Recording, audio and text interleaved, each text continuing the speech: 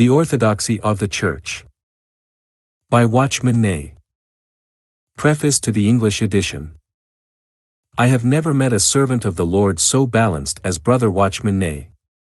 He is rich in life, and he is also rich in knowledge. He knows and loves the Lord, and he knows and loves the Bible too. He knows Christ, and he also knows the Church. He is for Christ, and he is also for the Church. Thus, his ministry has been always balanced with two sides, the spiritual and the practical. Books such as The Normal Christian Life, Sit, Walk, Stand, What Shall This Man Do, The Spiritual Man, The Release of the Spirit, The Song of Songs, Love Not the World, The God of Abraham, Isaac, and Jacob, The Glorious Church, and many others which have not yet been translated into English contain messages given by him on the spiritual side.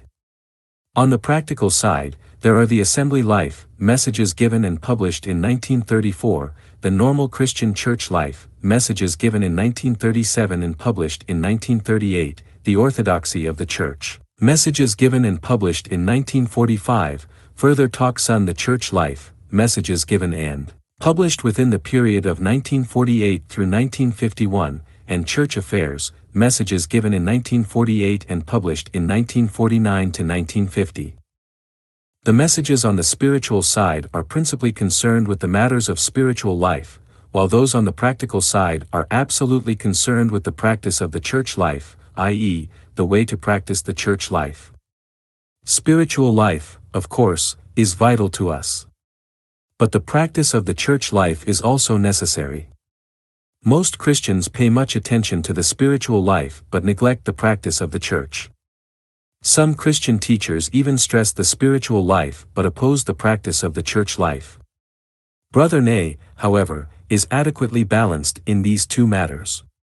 He not only takes the commission of the spiritual life, but also bears the burden of the practice of the church life. He has a clear vision of both, and he is faithful to the Lord for the spiritual life as well as honest to his people regarding the practice of the church life. He realizes that even if we are rich in the spiritual life but do not have the proper practice of the church life, we are still short of the purpose of God. Therefore, he emphasizes both of these matters. May we also be so balanced and give adequate attention to both sides. The messages in the book were given and published in 1945 at Chongqing. They are exceedingly unveiling and illuminating. Besides many other points, they cover the two main matters, returning to the orthodoxy of the Church and taking the ground of locality, which is the unique ground of genuine unity. Some think that the ground of locality is something of the Brethren teaching and that we have adopted this kind of teaching from the Brethren. In fact, the Brethren have never seen the ground of locality and have never used the term the ground of unity. In chapter 7 of this book, Brother Nee says, "The brothers did not see the local ground and boundary of the church. They have not noticed the oneness of each and every local church in each and every locality as recorded in the Bible." And again, the brethren did not pay enough attention to the fact that the church has the locality as her boundary. The exclusive brethren exceed the boundary of locality, while the open brethren are smaller than the boundary of locality. They forget that in the Bible there is one and only one church in every locality. Still further he says, the difficulty of the brethren was that they were not clear enough regarding the teaching in the Bible on locality.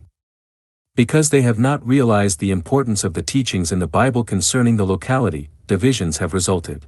There is more which Brother Nee says in this regard which I do not quote here. The ground of locality was not discovered by us until 1937, and that through Brother Nee. Even by 1934, Brother Nee had only discovered the boundary of a local church, which is the boundary of the locality within which a local church is situated. Due to the confusion among the Brethren assemblies, that is, in one city there are several Brethren assemblies, which he saw in 1933, he studied the New Testament once again in order to ascertain the boundary of a local church assembly. Eventually, he discovered that the New Testament reveals clearly that the boundary of a local church is the boundary of the locality, city, in which the local church stands. Immediately after his new discovery, Brother Nee gave a series of messages on this matter in January of 1934 in Shanghai, and these were published in the same year as the book The Assembly Life. Thus, in his messages and publications subsequent to that time, he began to use the term the boundary of locality, not yet the term the ground of locality. Then, based upon the boundary of locality, Brother Nee came to see the ground of locality. Since the boundary of a local church is the boundary of the locality in which it stands, the ground of the church must be the ground of the locality on which a local church is built. This is the unique ground which keeps the genuine unity of the church. Any ground other than this is divisive. After he saw this, Brother Nee called a workers' conference in January of 1937 in Shanghai to pass on this clear vision of the proper church ground to his fellow workers. The same series of messages was given again to the co-workers in the fall of the same year at Hankow and was published in 1938 as the book The Normal Christian Church Life. Thus, it was in 1937 that the ground of locality was revealed to us and the term the ground of locality began to be used among us. I relate some of the history just to make it clear that the ground of locality is a new discovery, another item of the Lord's recovery in the last days through Brother Nee, not something of the recovery through the brethren. We do not care merely for doctrine. We care for the Lord's recovery and the Lord's way. May the Lord's grace bring us up to date in his recovery. May we see the proper ground of the church, which is the ground of locality, the unique ground of genuine unity, that we may have the proper way for the practice of the church life. May we see the vision unveiled in the last 7 epistles of the Lord to his church and hear what the Spirit speaks to the churches, that we may not join the Catholic Thyatira, nor stay in the Protestant Sardis, neither fall into the Brethren Laodicea, but absolutely remain in the brotherly love Philadelphia, which is the church that has returned to the orthodoxy of the Apostolic Church.